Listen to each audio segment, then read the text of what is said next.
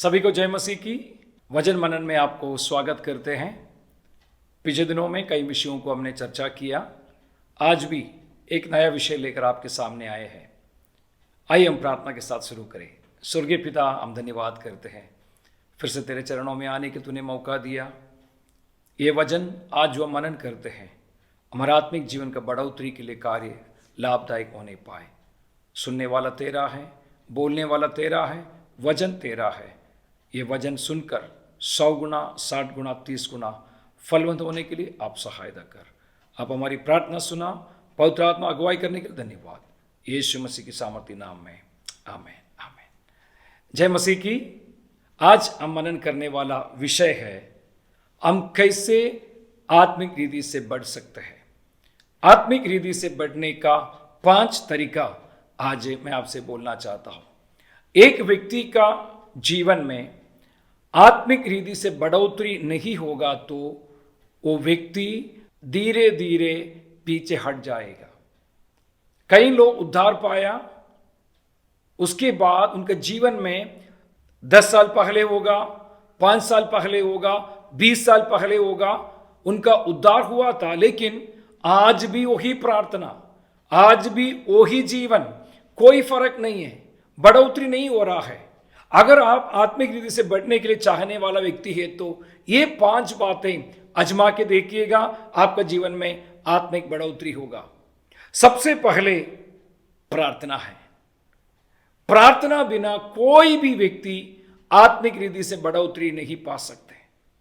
पहला थिस्सलुनी 5 का 17-18 में लिखा है, निरंतर प्रार्थना करो। निरंतर प्रार्थना, इफिसियों की पत्री में लिखा है, निरंतर प्रार्थना करो, सर्वदा प्रार्थना करो।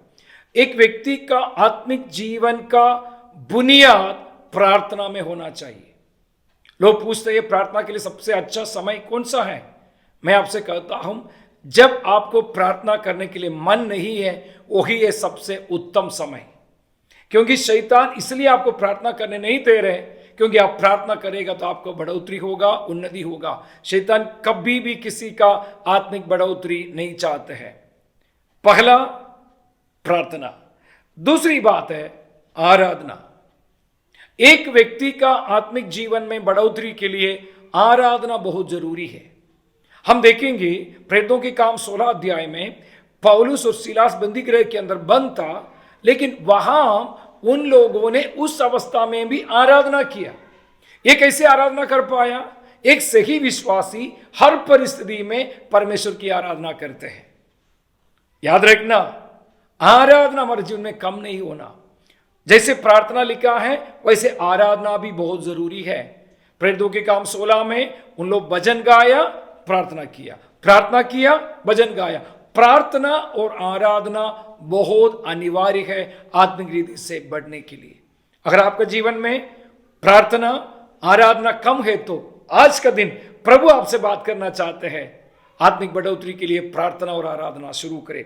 तीसरी बात मैं आपसे बोलना चाहता हूं, परमेश्वर की आज्ञाओं को पालन करना। कई लोगों के जीवन में उन लोग प्रार्थना भी करते हैं, आराधना भी करते हैं, लेकिन परमेश्वर की आज्ञा पालन करना उनके लिए मुश्किल हो जाता है। मेरे जीवन में जब प्रभु ने मुझसे बात किया, मैंने बहुत कठिनाइयों के बीच में प्रभु की आज्ञा मानने के लिए तैयार किया। जब मैंने बपतिस्मा लेने का निर्णय लिया, कई परेशानी मेरे जीवन में आए, लेकिन परमेश्वर की धार्मिकता पूरा करने वाला प्रक्रिया का विरुद्ध में कई बातें आई, लेकिन मैंने उसको पूरा किया। आत्मिक रीति से बढ़ोतरी के लिए बपतिस्मा लेना बहुत जरूरी है। पिता, पुत्र, पवित्र आत्मा का नाम में डूबकर अभिषिक्त दासों का अधीन में बपतिस्मा लेना है। ये मैं फिर से बोलना चाहता हूं, अभिषिक्त प्रभु के दास के हाथ के नीचे बपतिस्मा लेना चाहिए। प्रभु की आज्ञा पालन करना। आप प्रार्थना करने वाला है तो, आराधना करने वाला है तो प्रभु आपसे बात करेगा। अभी अगला कदम है आपको प्रभु की बात को मानना है। कई लोग प्रभु की बात को नहीं मानते हैं, इसलिए वहीं रुका हुआ है, फिर बिल्कुल बढ़ोतरी नहीं हो रहा है। आत्मिक बढ़ोतरी के लिए परमेश्वर की बातों को, आज्ञाओं को मानना भी बहुत जरूरी है। और चौथी बात है संगति करना। ये संगति की बात आने के समय याद रखना, एक व्यक्ति का संगति, परमेश्वर को जानने वाला व्यक्ति परमेश्वर के साथ, परमेश्वर के वचन के साथ, परमेश्वर के लोगों के साथ संगति करना बहुत जरूरी है। आप संसारिक संगति में थे, संसारिक बातों में लिप्त थे, लेकिन प्रभु ने आपको बुलाया, अलग किया। अब आत्मिक रीति से बढ़ने के लिए परमेश्वर के साथ संगति बनाना है, परमेश्वर के वचन के साथ संगति रखना है, परमेश्वर लोगों के साथ संगति रखना है, तभी आपकी आत्मिक बढ़ोतरी होगा। मैं आत्मिक बढ़ोतरी का 4 बातें आपके सामने बोला। पहला है प्रार्थना, दूसरा है आराधना, तीसरा है परमेश्वर की आज्ञा पालन करना, चौथी बात मैंने कहा संगति, लेकिन 5वीं बात याद रखना, परमेश्वर का वचन। परमेश्वर का वचन हमारा जीवन बहुत कार्य करते हैं। अगर आप पढ़े लिखे हैं, आप जरूर परमेश्वर का वचन पढ़े।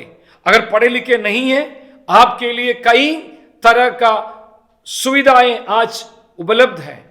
मोबाइल के अंदर आपको बाइबल डाउनलोड कर सकते हैं, आप सुन सकते हैं।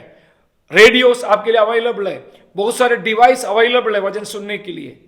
परमेश्वर का वचन निर्मल दूध के समान है। जैसे नए जन्म बच्चों को दूध पिलाते हैं, वैसे वचन देना भी जरूरी है। जैसे बढ़ते जाते हैं, वैसा ही आपका वचन की गहराई भी बढ़ना है। 5 बातों को मैंने आपसे कहा। अगर आपके जीवन में आत्मिक बढ़ोतरी आप चाहने वाला व्यक्ति है, तो प्रार्थना शुरू करें, आराधना शुरू करें, परमेश्वर की आज्ञा मानना शुरू करें, संगति करना शुरू करें। सबसे बढ़कर परमेश्वर का वचन पढ़ना और मनन करना शुरू करें। आपका आत्मिक जीवन बढ़ने लगेगा, आपका जीवन में फल निकलने लगेगा। आप परमेश्वर के लिए, कलीसिया के लिए, परमेश्वर के लोगों के लिए आशीष का कारण बनेगा। इस वचन के द्वारा प्रभु सभी को आशीषित करे। आइए हम प्रार्थना करेंगे। स्वर्गीय पिता, आत्मिक रीति की बढ़ोतरी के बारे में सुनने के लिए आपने सहायता किया। ये वचन उनका जीवन में कार्य करने पाए, प्रैक्टिकल क्रिश्चियन लाइफ में इसको इस्तेमाल करने के लिए आप सहायता कर। अगर कोई प्रार्थना में कमजोर है, तो आराधना में कमजोर है, तो संगति में कमजोर है, तो परमेश्वर की बात मानने में कमजोर है, तो या वचन में कमजोर है, तो प्रभु आज उनको मजबूत कीजिए, ताकि ये 5 बातों से उनका आत्मिक उन्नति होने पाए, आत्मिक बढ़ोतरी होने पाए। प्रभु आप चाहते हैं हमारा आत्मिक उन्नति हो। हम प्रार्थना यीशु मसीह की सामर्थी नाम से मांगते हैं, सुन और ग्रहण कर पिता, आमीन। जय मसीह की। मारानादा। प्रभु आपको बहुत ऐसे आशीष दे। अगर आपके पास कोई सवाल है या प्रार्थना विषय है, कोई विषय के बारे में वीडियो आप देखना चाहते हैं, हमें लिखिए, हम जरूर उस विषय पर आपसे बात करेंगे। प्रभु बहुत ऐसे आपको आशीष दे।